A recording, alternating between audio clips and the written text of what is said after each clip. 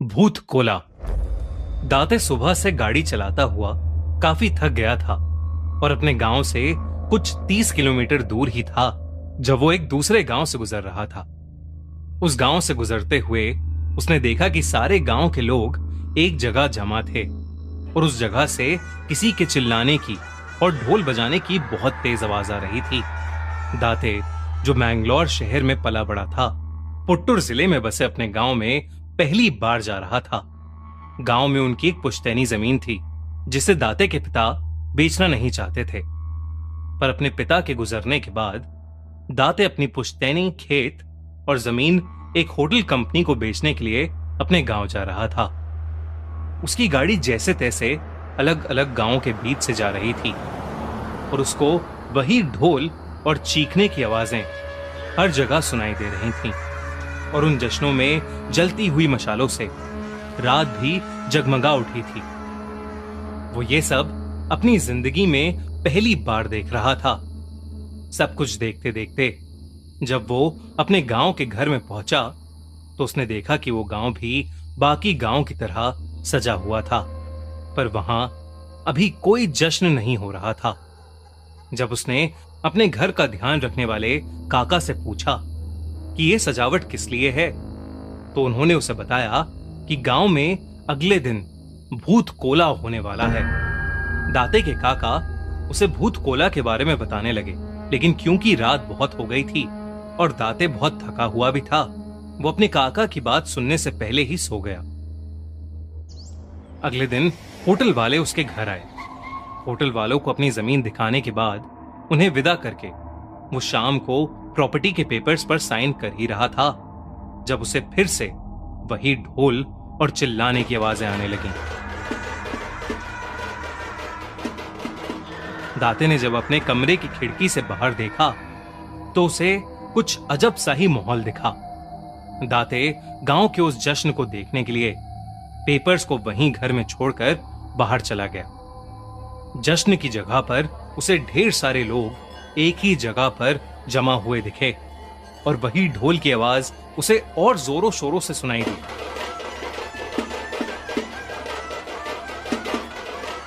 दाते वहां जाकर चुपचाप भीड़ में पीछे खड़ा सब देख रहा था जब उसे दिखा कि रंग बिरंगे कपड़ों में एक आदमी उसकी तरफ पीठ करे भीड़ के बीचों बीच कांप रहा था और एक अजीब सा डांस कर रहा था और सब लोग उसी के सामने हाथ जोड़े उससे अलग अलग चीजें पूछ रहे थे।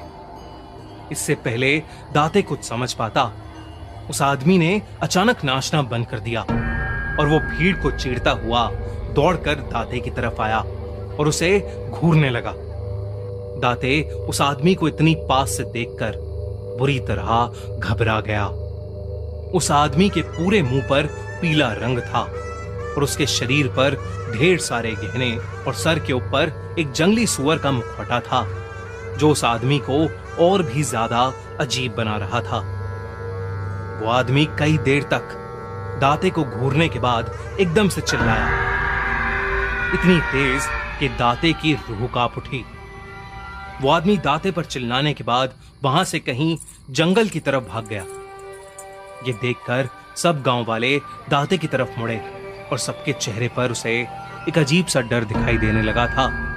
सब लोग दाते को चेतावनी देने लगे कि उसके साथ कुछ बुरा होने वाला है और उसे अब अपना हर एक कदम संभाल कर उठाना चाहिए। दाते इस सब को गांव वालों की बकवास और अंधविश्वास समझकर हंसने लगा और वापस अपने घर चला गया। दाते अपने घर पहुंचा ही था कि उसके काका उसके पीछे भागते हुए घर आकर घबराए हुए उसे सब समझाने लगे। उन्होंने उससे कहा कि जो उस पर आकर चिल्लाए थे वो दरअसल पंजूरी देव थे जो गांव वालों और गांव वालों की जमीन की सुरक्षा करते हैं और गांव वालों को सभी दिक्कतों से बचाते हैं। वो हर साल भूत कोला के समय आते हैं और लोगों की सारी समस्याओं को हल करते हैं और उन्हीं के आने की खुशी में हर साल ये जश्न मनाया जाता है। दाते के काका ने उसे बताया कि पंजूरी देव का दाते पर ऐसे चिल्लाने का मतलब यही था कि जो जमीन दाते बेच रहा था, पंजूरी देव उसको बेचने के खिलाफ था। दाते इन सब को सुनकर और जोर से हंसने लगा। उसके काका उसे समझाने लगे कि अगर उसने पंजूरी देव की बात नहीं मानी तो उसकी जान को खतरा भी हो सकता है। इस पर दाते अपने कमरे में पड़े हुए प्रॉपर्टी के पेपर्स को लाकर उन्हें साइन कर हंसता हुआ सोने चला गया।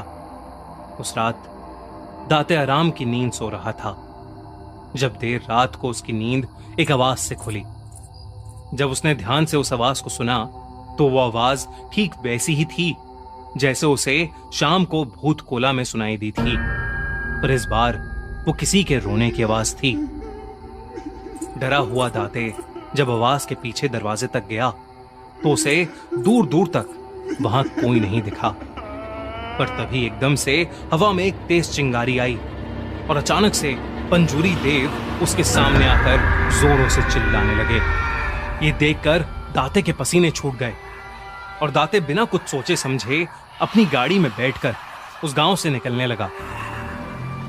दाते गाड़ी चलाता चलाता जंगल वाले रास्ते तक पहुंचा ही था कि तभी उसको कुछ दिखा जो देखकर वो सुन्न पड़ गया। अचानक से सोने के दांतों वाला और सोने का हार और मुकुट पहना हुआ एक जंगली सुअर उसकी गाड़ी के ठीक सामने आ गया। दाते ने डरते हुए अपनी गाड़ी मोड़ी और वो पास के एक पेड़ में जा लगी। दाते का एक्सीडेंट हो गया था और वो वहीं पर बेहोश हो गया था। दाते को जब होश आया तो वो हॉस्पिटल में था और उसके काका उसके बगल में बैठे थे। उन्हें देखते ही दाते जोर से रोने लगा। फिर उसने अपने काका से उसी वक्त जाकर प्रॉपर्टी के पेपर्स को लाने को कहा। उसके काका जैसे ही वो पेपर्स लाए, दाते ने उन्हें वहीं पर फाड़ दिया। हॉस्पिटल से डिस्चार्ज होकर दाते ने पंजूरी देव से क्षमा मांगी और वापस अपने घर मैंगलोर ये कसम खाकर चला गया कि वो अपनी जमीन कभी किसी को नहीं बेचेगा। पता नहीं कि दाते के साथ जो घटा वो सब किसी देव की माया थी या कोई इत्तेफाक, पर जो भी था अपने इस भयानक एक्सपीरियंस को कभी नहीं भूल पाएगा।